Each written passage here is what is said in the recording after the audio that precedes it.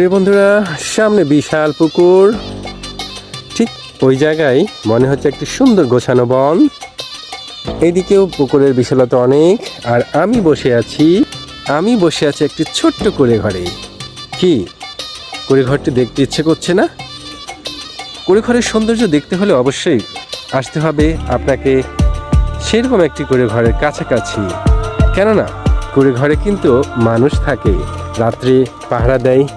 এখান থেকে কিন্তু একটা মানুষের জীবনের কর্মসংস্থান তৈরি হয়, এখান থেকেই একটি পরিবার চলে। কি বিশ্বাস হচ্ছে না? আসলে এই কুড়ে ঘরের আপনারা হয়তো অনেক বই বা বিভিন্ন গল্পে কিন্তু কুড়ে ঘরের গল্প পড়েছেন, শুনেছেন। এমনকি আমরা অনেক প্রেমের গল্প বই অথবা আমরা নাটকে দেখেছি যে তুমি যদি কুড়ে ঘরে রাখতে চাও আমি কুড়ে ঘরেই থাকবো।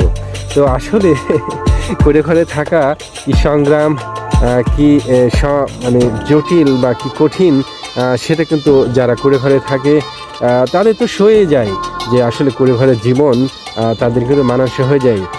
তো তাদের কাছ থেকে অনুভূতি যদি নিতে পারেন ভালো, আর যদি সত্যি সত্যি অনুভূতি নিতে চান তো চলে আসুন যে কোনো একটি কুড়ে ঘরে, একটি সুন্দর দিন, একটি সুন্দর রাত কাটান। কুড়ে ঘর আপনাকে আলাদা একটা জীবনের অর্থ দিয়ে দেবে। তো প্রিয় বন্ধুরা, সকলে ভালো থাকবেন। এই কুড়ে ঘর থেকে আমি শুভেচ্ছা জানাচ্ছি সকলকে। কুড়ে ঘরের জীবন উপভোগ করার দাওয়াত দিয়ে আজকের ভিডিও এখানে শেষ করলাম। আল্লাহ হাফেজ, টাটা।